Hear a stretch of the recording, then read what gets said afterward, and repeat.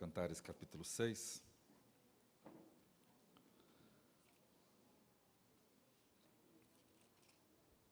Livro de Cantares, página 471, 472, né? O versículo, só o versículo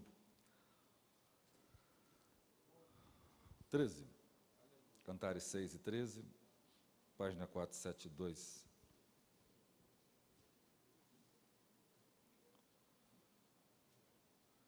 Volta, volta, ó Sulamita, volta, volta, para que nós te vejamos.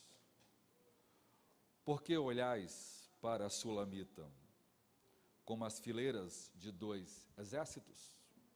Senhor, fala-nos nesta noite por meio da sua palavra, no nome de Jesus, amém. Os irmãos podem estar assentados.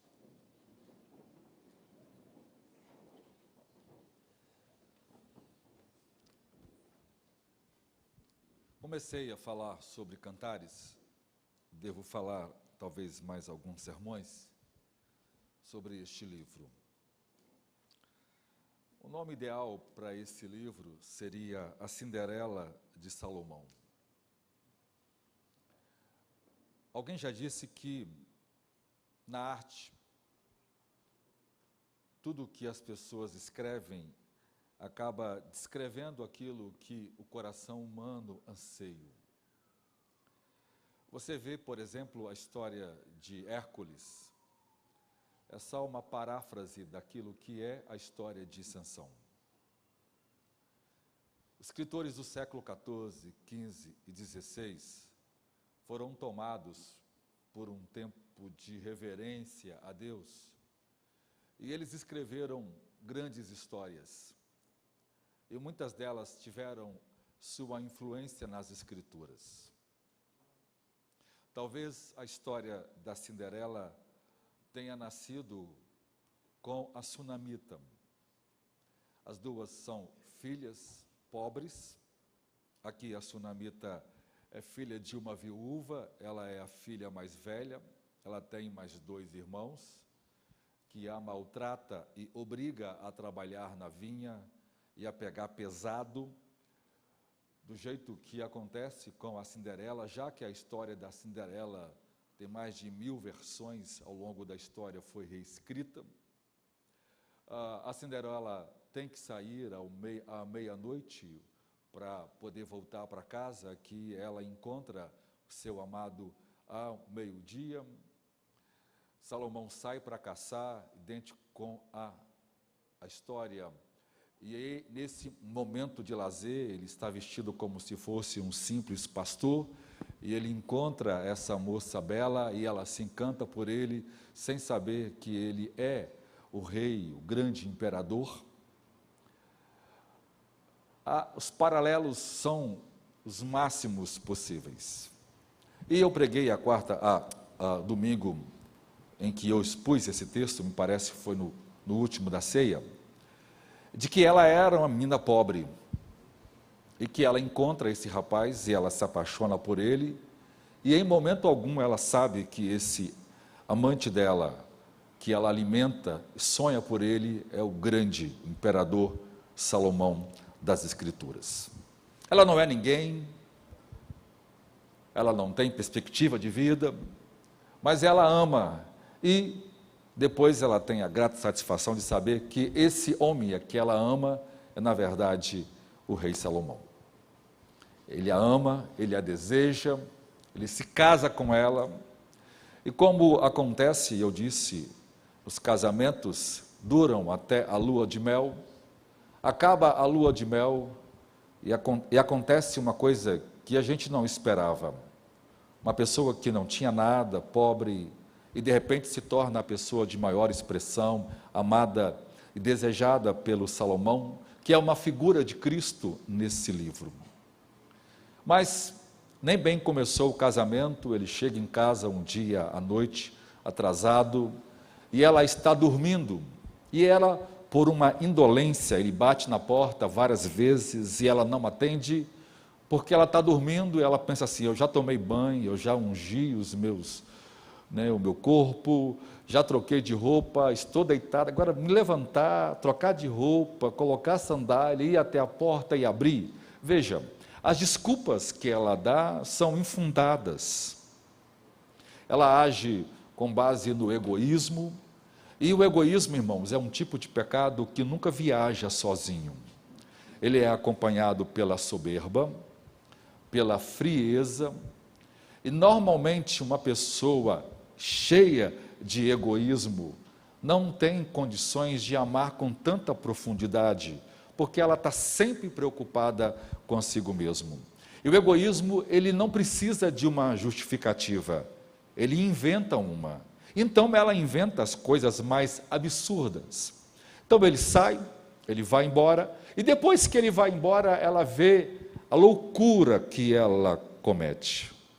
Então ela sai desesperada de madrugada à procura do seu amado, e ela é espancada pelos guardas que vai confundi-la com uma prostituta, vai roubar a capa que ela usa, né? Aquilo para aquela cultura era algo indigno para uma mulher, somente uma mulher de vida fácil sairia à noite, e eles bateram nela e por certo abusaram dela, porque pensaram que fosse uma prostituta. E ela sai desesperada, ela convoca as pessoas para que busque, para que encontre seu amado. Ela o descreve, que ele é o melhor de todos, que ele é mais desejável do que outros 1000, ela descreve seu corpo, sua beleza, e ela está apaixonada. E a grande pergunta que a gente começa no capítulo 6, que ela descreve, né? Para onde foi o teu amado, ó mais formosa entre as mulheres? A Cinderela, a mais bela aqui, para onde se retirou para que nós o buscamos? Ou seja, a pergunta que a gente inicia o sermão é: por que nós abandonamos e desprezamos as coisas que nós mais deveríamos amar? Por que nós desprezamos aquilo que é mais amável, aquilo que é mais agradável? Por que nós somos ingratos assim? Aquilo que nos amou, aquilo que é tudo para nós, aquilo que promove nossa paz, nossa alegria, que promove o nosso prazer. Por que é natural do ser humano, e aqui uma figura da igreja, de não amar a Cristo com um amor perfeito, embora ela vai dizer que o ama, mas não o ama na prática? E por que ela despreza aquele que tanto o amor? Vê, ele bate na porta, está chovendo, está nevando, está de madrugada, está frio, mas ela o deixa ir, e depois ela se desespera e vai atrás até encontrá-lo.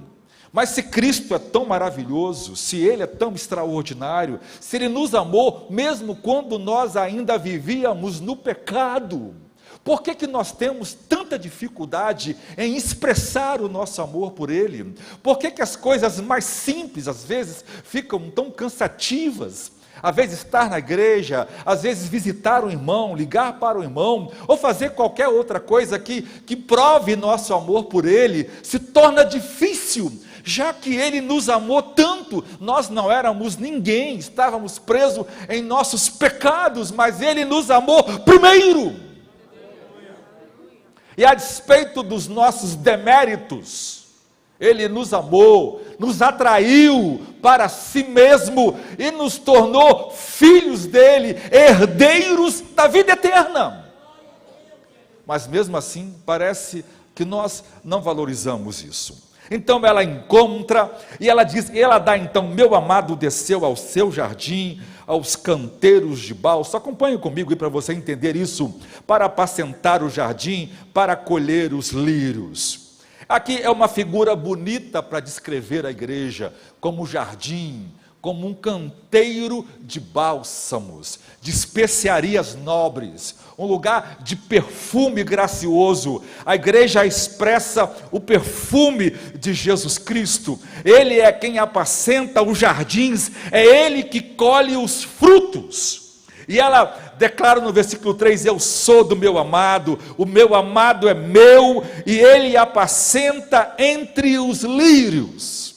Ela mostra aqui a grande riqueza da igreja, de ser apacentada por Jesus, do tipo de comunhão íntima e profunda que os crentes têm com o Senhor Jesus Cristo, o quanto Ele o ama. Nós cantamos aqui, né? Ele me ama, e Ele me ama mesmo. Ele trata a igreja com amor, a igreja é alvo do seu prazer, do seu deleite, apesar de todo o defeito que tem a igreja. O grande prazer de Deus é com os redimidos. O versículo 4, então, o esposo começa a descrever a esposa. Interessante. Veja que humildade do Senhor Jesus Cristo. Veja que sublimidade afeituosa que tem o Senhor Jesus Cristo. Qualquer um de nós aqui ficaríamos chateados. Eu bati a noite toda e você não abriu a porta. Estava de madrugada, estava nevando. Nós acabamos de casar. Eu tive que ir embora porque você não abriu a porta. E você não abriu a porta porque você estava com medo de sujar os pés. Quem de nós homens aqui aceitaria um negócio desse? Nossa, pastor, eu preciso conversar com o Senhor. Qualquer um de nós ia pedir o divórcio. Não, essa mulher não me ama. Mas veja, ele começa o versículo 4 sem tocar. Ele já perdoou a noiva. Ele começa a descrevê-la. Formosa és, meu amor, como Tirja, né, que é uma expressão para aprazível. Aprazível como Jerusalém, a grande cidade. Terrível ou excelente como um exército de bandeiras. Ele olha para a igreja de forma triunfante, ele a vê vitoriosa, ele a vê gloriosa, ele não a vê derrotada, fracassada, doente, mas ele vê uma igreja vigorosa e vitoriosa com suas bandeiras.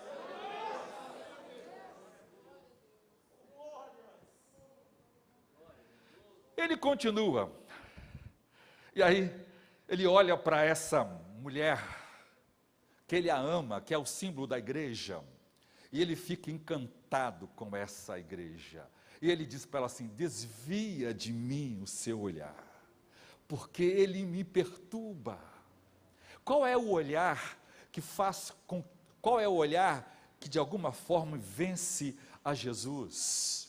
Que tipo de olhar que ele olha para a igreja, e ela se fixa nele, e que ele se sente vencido por esse olhar? Ele olha para ela e ele olha a alma dela, ele a vê arrependida, ele a vê quebrantada, ele a vê contrita, ele a vê desejosa de conhecê-lo mais. Então esse olhar que a igreja tem por ele, o atrai por meio do arrependimento, por meio do quebrantamento, por meio da adoração. E ele começa a descrever o cabelo dela, como se fossem as cabras que aparecem em Gileade. Ele começa a descrever a boca dela cheia de dentes. Naquele tempo, uma mulher que tinha todos os dentes brancos era uma mulher, ou seja, mostrando a pureza, a beleza dessa mulher. Ele não vê, embora ela seja pecadora, embora ela tenha feito, mas ele não vê nela em absolutamente nada que ele despreza. E ele diz que a pele dela era tão rosada como se fosse um pedaço de maçã. O versículo 8 diz: 60 são as rainhas, 80 as concubinas, e as virgens sem números. O 9 diz: porém, uma é a minha pomba, a minha imaculada. Olha só, ele não vê na igreja mancha, ele não vê na igreja pecado. Por quê? Porque os pecados foram purificados pelo seu sangue na cruz do Calvário. Ele vê uma igreja redimida, uma igreja governada pelo amor, governada pela palavra. Ele vê uma igreja que obedece e ama as Escrituras. Ele fala: a única da sua mãe. A igreja é a filha da Jerusalém celeste, a cidade aonde nós iremos morar, a mais querida daquela que deu à luz. Viram as filhas e chamaram-na de bem-aventuradas. As rainhas, as concubinas louvaram-na. No versículo anterior, ele fala que ela é uma entre as concubinas e as outras rainhas. Sabe o que isso quer dizer? Primeiro, que ele está aqui exaltando aquela igreja verdadeira, aquela igreja que se guia pela palavra de Deus. A gente precisa aprender uma coisa sobre igreja. A igreja universal, ou a igreja dos santos de todos os lugares, de todos os tempos, ela está em todas as igrejas, né? Jesus tem os seus salvos em todas as igrejas. Mas o que parece entender, e isso acontece, por exemplo, nas 7 igrejas do Apocalipse, existem igrejas a quem Jesus repreende severamente, a quem ele se levanta contra ela, mas há igreja que ele destaca, ele a elogia, porque são igrejas que têm com ele um relacionamento maior. Aqui ele exalta aquela igreja que rejeita as heresias, que rejeita as prostituições espirituais, que não está alinhada com o mundo, que obedece à verdadeira doutrina da palavra de Deus. Ele aqui exalta a vida de pureza e de santidade dessa igreja. Sabe o que vai medir o seu grau de intimidade com Deus? É a pureza da sua vida. Sabe o que vai determinar o quanto você vai conhecer a Deus? É quanto você se entrega completamente a Ele. Diz a Escritura que aquele que ama o mundo se constitui adúlteros, porque está traindo a sua fé com Deus. Aquele que se faz amigo do mundo se torna inimigo de Deus. Tiago diz adúlteros e adúlteras, porque as pessoas têm uma relação com o mundo. Aqui não, ela é imaculada, ela é a pomba, ela é a única, ela é amada, ela se destaca das demais por causa da pureza, por causa da entrega, da devoção, da sua vida de santidade.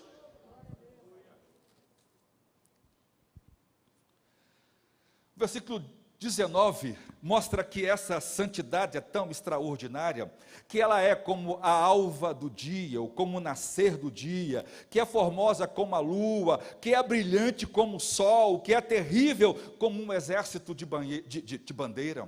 Olha que coisa extraordinária. A vida de santidade da igreja é uma luz que brilha para o mundo. Paulo diz que nós somos astros que resplandecem no mundo. A vida, as boas obras, o amor que os cristãos têm uns com os outros, o amor que os cristãos têm para com Deus, encanta as pessoas e ela se torna atraente. O povo do mundo teme a Deus por causa da vida pura e santa que os cristãos têm separados para Jesus Cristo. Então, a vida, os homens glorificam a Deus por causa de suas boas obras. Então, ela aqui, ela é como o nascer do dia, ela é como a lua, ela brilha como o sol, e ela é como um exército organizado de bandeira. Essa igreja triunfante, essa igreja gloriosa, essa é uma igreja cheia da graça e do poder do Espírito, aonde habita a presença de Deus.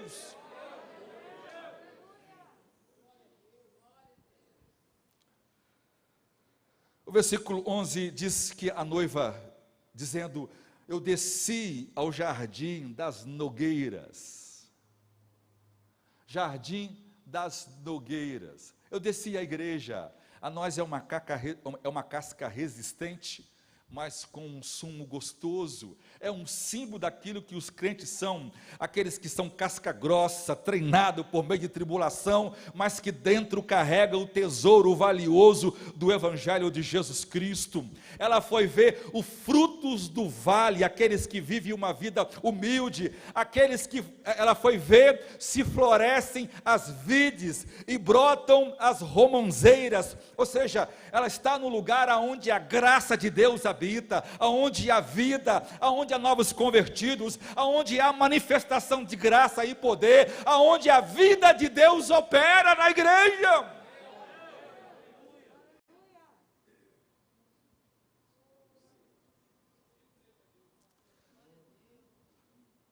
E aí o verso 11 vem para estragar tudo. Aí o verso 11 vem para mudar tudo. Por que tem que ser assim? Por que nada permanece para sempre? Por que a gente começa orando e vai crescendo, crescendo, crescendo?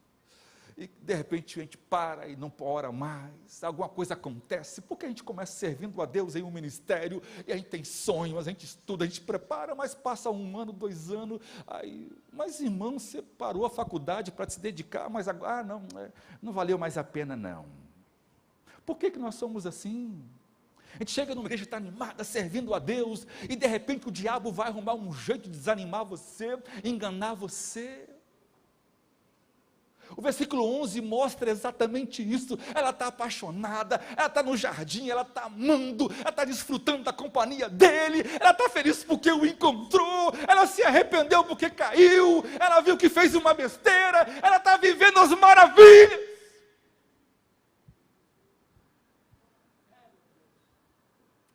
Mas o verso 11 tinha que estar aí. Não tinha que estar aqui, mas está.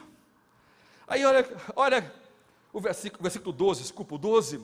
Aí ela fala, antes de eu o sentir, me pôs a minha alma nos carros. A tradução aqui está errada, irmã. O livro dos Cantares tem muito para mim de tradução. Aqui é o seguinte, ela estava, mas de repente apareceu uma carruagem, bonita, frondosa. A descrição que vai ter no pós-capítulo dela, ela era de carvalho e de ouro. Ela é atraída por alguma coisa que aparece. A tradução de algumas Bíblias e eu comecei a andar conforme a minha vontade. A palavra a mim, aqui é povo ou desejo. A palavra nabe que aparece, né, nabe que aparece aqui, com referência a carro da nobreza, ou príncipe. Aparece um príncipe na NVI, e aparece então um príncipe. Ou seja, o mundo começa a atraí-la, um outro amor começa a dividir o coração dela, a alegria dela começa a ser dividida com outro amor, ela começa a ser encantada por outros brios, alguma coisa atrai a atenção dela e atira os olhos do noivo.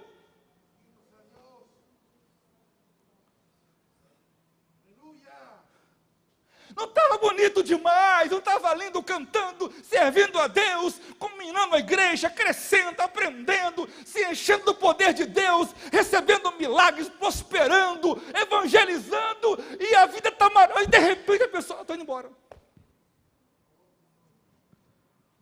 O que aconteceu? Olha aqui, ela vai. E a carruagem, igual, né, a Cinderela, carruagem de abóbora, o encanto da sereia, os brios falsos do mundo atraindo. Ela é louvada como a mais bela, ela foi amada, ela apareceu como ninguém, se tornou a mulher mais bela, a Cinderela do reino de Salomão. Ela é alvo desse amor, ele a encanta, ele a perdoa, ele não afronta, ele não acusa ela, ele a recebe em seus braços como se nunca houvesse feito aquilo, ele não poupa elogios, ele a descreve, ele a compara a astro, a compara a criação, ele a ama, ele a vê vitoriosa, ele não vê defeito nela. Ela tem tudo, ela é plena, ela é rica, ela tem tudo o que quer, mas de repente aparece alguma coisa que não tem valor algum, e chama a atenção dela, e ela entra na carruagem e vai embora.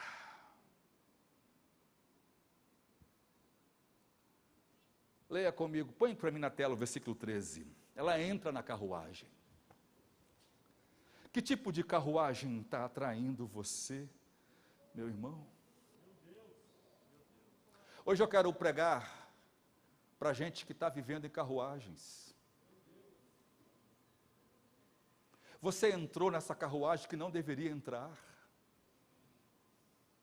O diabo transformou abóboras em carruagem. O banquete vai acabar e a carruagem vai voltar a ser abóbora. Os criados são como ratos. Quem está conduzindo são os gansos. É pura ilusão. Quando você acordar, pode estar longe demais, pode ser tarde demais, pode não haver mais jeito de voltar atrás. Por que teve que ir? Por que entrou? E o versículo 13 está dizendo assim: volta, volta, sunamita, volta, volta, para que nós te vejamos.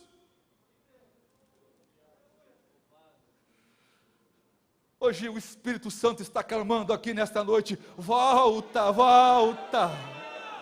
Volta para as primeiras obras que você abandonou. Volta para onde você caiu e se levanta. Volta para o seu chamado. Desce da carruagem, pula dela, volta para trás. É o Espírito Santo clamando a sua alma: volta para Jesus, volta para Cristo, se alie com o povo de Deus. Volta, volta, volta.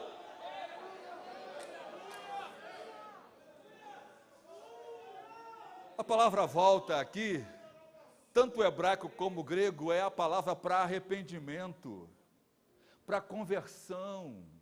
É hora de você abandonar seus pecados. É hora de você abandonar essa sua vida impura. É hora de você romper com os brios do mundo que atraiu você. É hora de você abandonar esse curso universitário que destruiu a sua mente e escolher um outro para reafirmar a sua fé. É hora de abandonar esse namoro que vai te mandar para o inferno. É hora de abrir mão do erro e voltar para Jesus.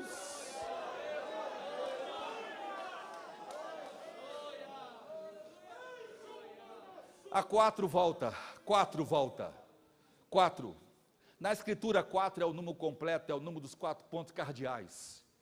Ou seja, está todo mundo clamando para ela. E o Espírito e a noiva diz: vem. E o noivo diz: vem. A palavra diz: volta, volta, volta.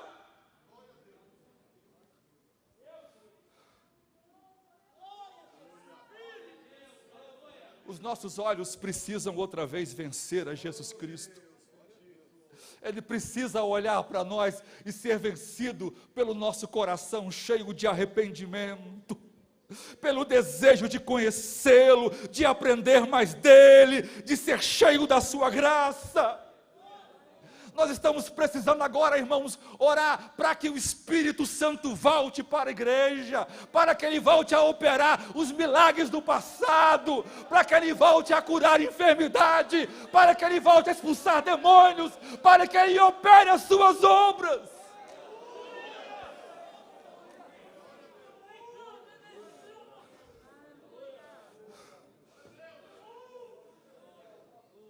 Veja o quanto você já foi tão fiel na sua leitura devocional. Volta. Veja o quanto você já teve tanto compromisso com a oração. Volta. Veja você que já cantou no coral e hoje não canta mais. Volta. Veja você que já foi membro de uma igreja. Volta. Veja você, filho, que já amou seu pai e o respeitou. E hoje você vive na impureza, na imprudência, na desobediência. Volta nesta noite. Você que saiu de casa, volta.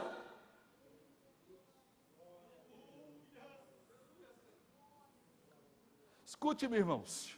É hora de olhar e ver que nós estamos entrando numa carruagem, porque fomos encantados, que fomos tomados, fomos arrebatados por isso.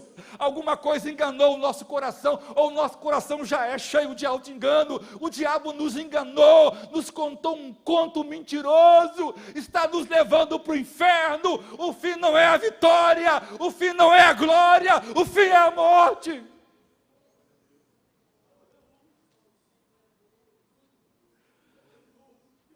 Mas o Espírito diz: volta, sunamita.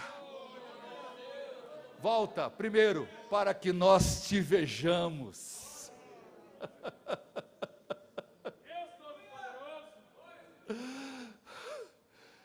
A nossa feiura, irmãos, só é curada pelo poder do sangue de Jesus. Deus nos amou, mesmo quando vivíamos na nossa vida feia, Ele nos lavou com o seu sangue. Somente aqui a nossa vida é bela, somente aqui a glória de Deus se manifesta em nós. E veja, por que olhais para a sunamita? Por que vocês querem olhar para a igreja? Por que você quer que as pessoas olhem para você? Por que você, mulher, quer que seu marido olhe para você? Por que, pais, vocês querem que seus filhos olhem para vocês?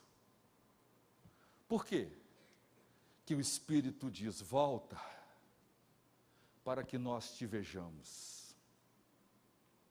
Então ele faz uma pergunta, o que é que vocês querem ver na sunamita? O que é que vocês querem ver? A Bíblia é demais. Porque ela se parece com uma fileira de bandeiras. A linguagem do hebraico aqui, a tradução é muito difícil, porque é um dos livros mais antigos. A palavra para bandeira aqui é Manaim. Manaim foi o lugar que Jacó se arrependeu e se converteu. Foi no val de Jaboque, aonde Jacó ultrapassa, e ele encontra os anjos cantando. Manaim é o lugar onde os anjos se manifestam. É onde a glória de Deus se manifesta. É onde os anjos aparecem cantando e entoando louvores ao nosso Deus. O que é que nós vamos mostrar para o mundo? É o nosso amor a Deus. É as bandeiras da vitória do sangue de Jesus. É o amor da cruz que salva pecadores, que transforma gatas borralheiras em princesas de Deus, que transforma homens feios em pecado, na beleza do Evangelho, que muda o coração do homem. Como uma fileira, e a palavra que aparece aqui também pode ser dança e choro. É o lugar do mover do Espírito, é o lugar de conversão, de transformação, de libertação. Volta, porque no jardim de Deus estamos os canteiros aromáticos, no jardim de Deus estão as especiarias caras, no jardim de Deus estão os lírios, no jardim de Deus está o perfume de Cristo derramado na igreja, cheiro de vida para a vida, e não cheiro de morte para a morte. Volta, volta, volta, volta nesta noite, volta a ser quem você era, volta a amar a Jesus Cristo, volta a servi-lo com amor, volta. Hoje é Manaim, hoje é lugar de encontro, hoje é lugar de libertação.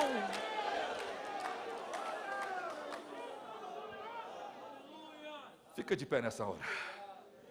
Duragaçu enaramandurihai, anarabagai eneramandurihai, em nome de Jesus.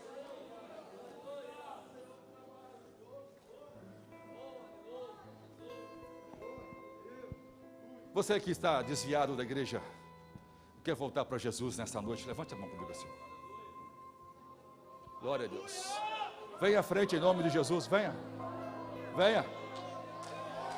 Você que não tem a Jesus Cristo e quer entregar a sua vida a Ele, venha aqui agora em nome de Jesus. Volta, volta, volta, volta. Enaragaçu enaramandurihai. Vem a Jesus nesta noite, vem a Jesus nesta noite, vem. Você que está sem reunir em lugar nenhum, dentro de casa, o diabo está te enganando, meu filho. Vem para o canteiro de bálsamo nesta noite. Eu quero te convidar a sair daí. Vem aqui à frente, Senhor. Eu quero reunir a partir de hoje. Eu não vou ficar em casa alimentando a filosofia mentirosa. Eu quero Jesus.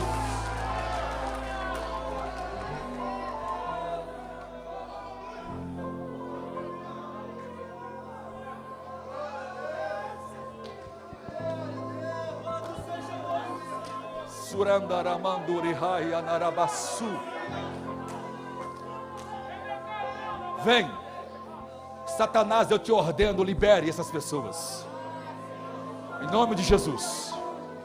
Vem, vem, vem, vem, aleluia.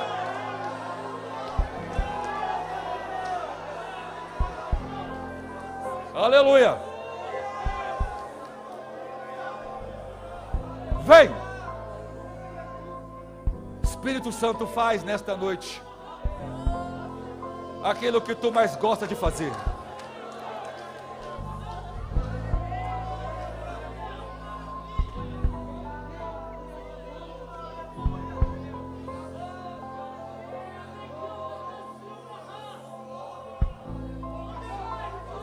A mais pode vir. A mais pode vir em nome de Jesus.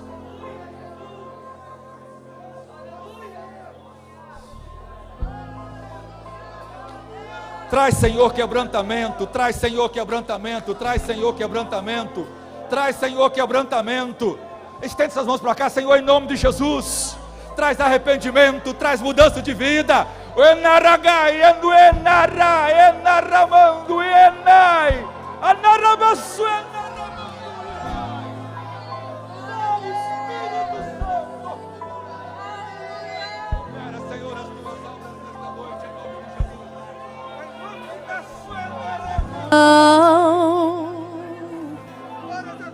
Não vai terminar assim. Eu sei que Deus tem mais pra mim. Espírito Santo. Não vai acabar aqui. Eu sei que Deus tem mais pra mim.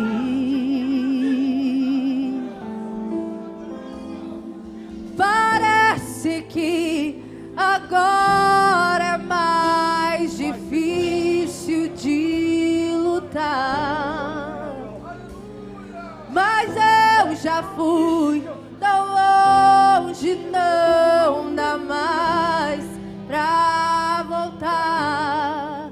Deus me chamou para viver coisas maiores. Deus te chamou para viver coisas maiores. Deus me chamou. Deus te chamou para viver coisas maiores. Para viver coisas maiores. Deus me chamou para viver coisas maiores. Deus me chamou para viver coisas maiores. Feche seus olhos e ore, ore, ore. Senhor, encha-me. Encha-me nesta noite, Senhor. Não vai terminar. Vem, Espírito Santo, vem, vem, em nome de Eu sei Jesus. que Deus tem mais pra mim. Receba de Deus, receba de Deus, receba de Deus. Em nome de Jesus. Não vai acabar. Deus tem uma história diferente. Deus tem uma história diferente. Ramanduri, manduri, ramanduri, em nome de Jesus.